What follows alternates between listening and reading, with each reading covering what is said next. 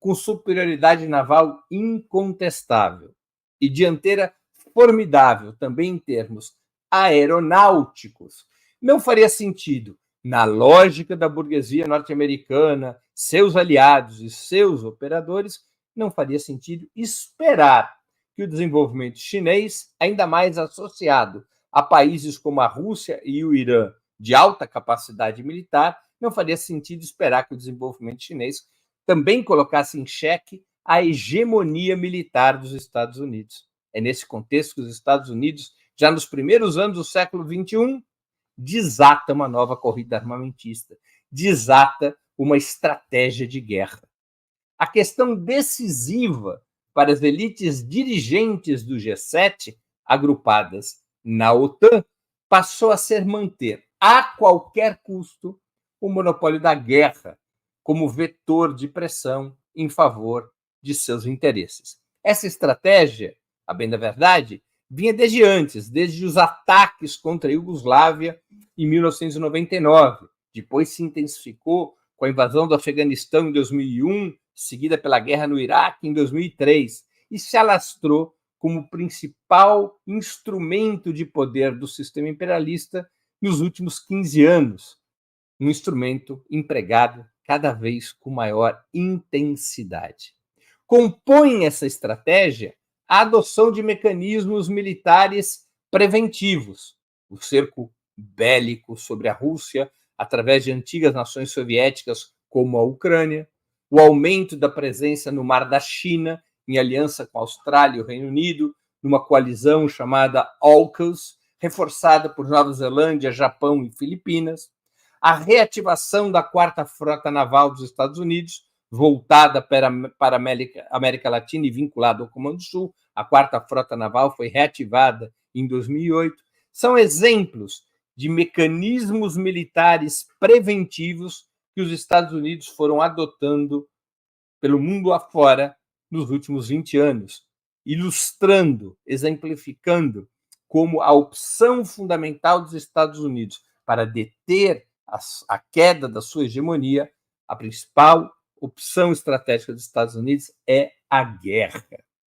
Como parte dessa estratégia, os Estados Unidos também reforçaram aliados que desempenham o papel de engrenagens regionais, de potências regionais em seus planos militares, com evidente destaque para a Ucrânia, no leste europeu, contra a Rússia, e para o Estado de Israel, no Oriente Médio. Vocês veem, portanto, que o apoio ao regime sionista, um dos motivos do apoio ao regime sionista está no papel que o Estado de Israel exerce no Oriente Médio em favor do sistema imperialista. Israel funciona como um cão de guarda, como uma cabeça de ponte do sistema imperialista naquela importante região, especialmente para afrontar os estados que não se renderam à hegemonia norte-americana no passado. Aqui eu me refiro fundamentalmente ao Irã, também à Síria, mas fundamentalmente ao Irã,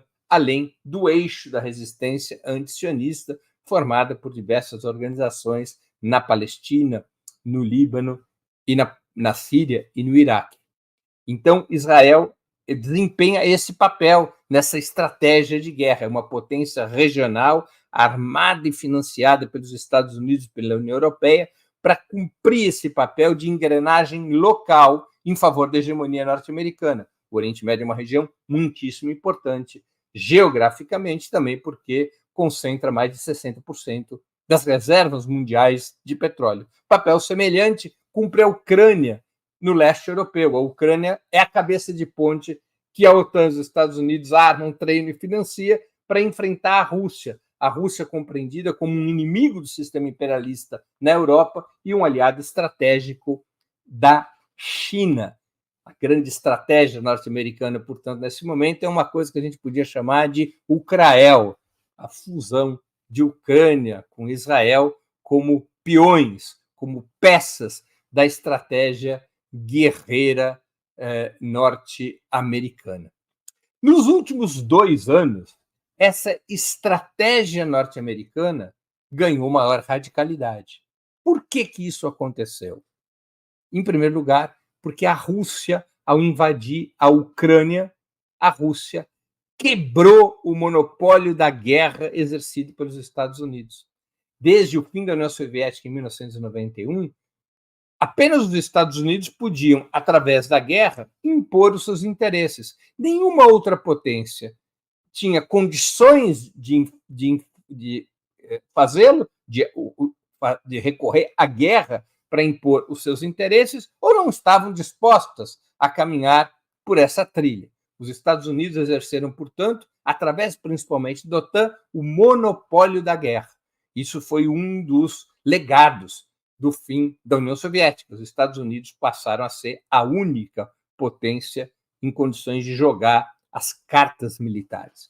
Os Estados Unidos, é verdade, foram quebrando os dentes em alguns locais. Foram quebrando o dente no Afeganistão, foram quebrando o dente na Síria, mas, finalmente, o monopólio da guerra foi quebrado quando a Rússia, depois de tentar negociar um acordo que impedisse a Ucrânia de se transformar numa cabeça de ponte da OTAN dos Estados Unidos contra os interesses de Moscou, depois de tentar por anos a fio uma saída diplomática que respeitasse os interesses russos, a Rússia invade a Ucrânia em fevereiro de 2022 e, ao fazê-lo, diz em alto bom som que o monopólio da guerra estava quebrado.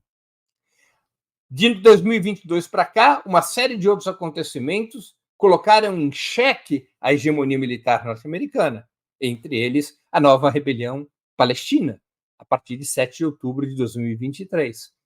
Nós temos um novo levante ali na faixa de Gaza, que também leva a uma confluência das forças do Hezbollah no Líbano e também uma participação cada vez mais ativa do Irã. Nesse contexto, tanto no leste europeu quanto no Oriente Médio, nós temos um acirramento de confrontação provocado pela rebelião de distintos setores contra o monopólio da guerra antes exercido pelos Estados Unidos. E os Estados Unidos respondem com uma ativação cada vez mais ampliada dos mecanismos da guerra, armando a Ucrânia até os dentes, tentando reverter uma situação que já é praticamente irreversível. A vitória da Rússia no objetivo em que Putin se colocou, a vitória da Rússia é praticamente, segundo a maioria dos estudiosos, irreversível. A Rússia domina quase integralmente o território que desejava dominar, que é o Donbas, no leste da Ucrânia. Cada vez mais as tropas russas avançam para consolidar seu domínio sobre esse território, ao mesmo tempo em que a Rússia vai expulsando a Ucrânia de Kursk, que é aquela região russa no qual o exército ucraniano, provavelmente com apoio norte-americano, invadiu. Não é?